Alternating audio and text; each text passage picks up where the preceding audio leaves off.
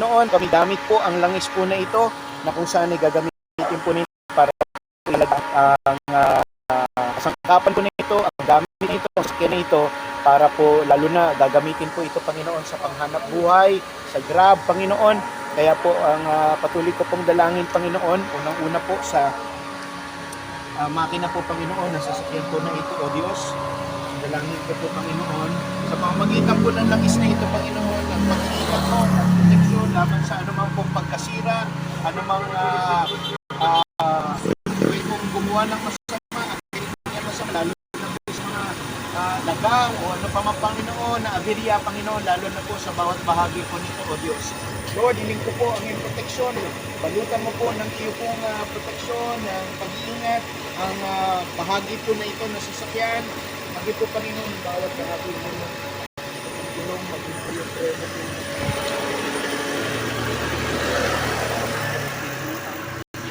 Even po ang real, Lord, hindi po pinagdala sa iyo, even po ang part po nito, ang compartment, Panginoon.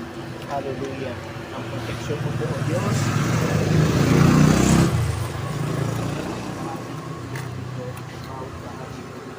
Ito pong pintuan. Hallelujah.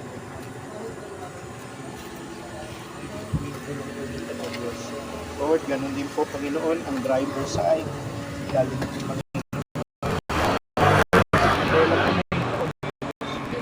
Bagaman meron pong driver na siya pong hawak ng manibela, pero po ikaw ang itin sa lahat ng control po nito, na yung safety, Panginoon, ang kanilang mararanasan, even po, Panginoon, sa pedal, Panginoon, yung silinyador at yung preno, at ganun din po, Panginoon, ang shifter, Panginoon, ito po na ang bawat mga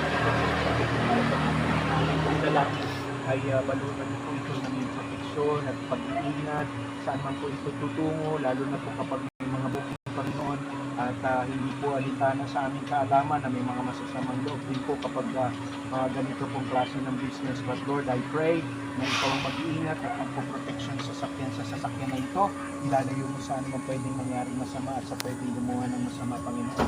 Especially po, Panginoon, kay Greg, na siya pong may-ari po ng Diyos. Kaya po, minsan pa, ay amin pong itinatalaga po ang sasakyan po na ito, na patuloy po na kung paano yung intended na purpose na kung bakit mo ito ibigay po sa kanya, sa kanyang pamilya, ay magamit po ito accordingly, Panginoon. At ito po ay magamit din na magbigay kaluwalhatian at kuluguran sa iyong pangalan. At dalangin ko ang iyong biyaya at pagpapala ang maranasan, lalo na po ay magamit po ito na source ng provision para po sa kanyang pamilya at sambahayan.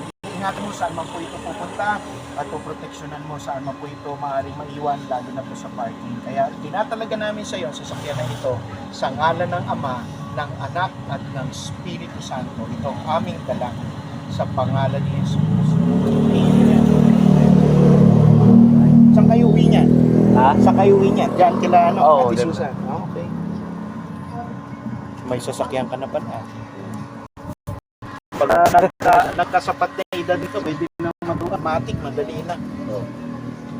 O paano? Tuloy na kami. Ay, salamat, Pastor. Din pa ako ng yung anak ko.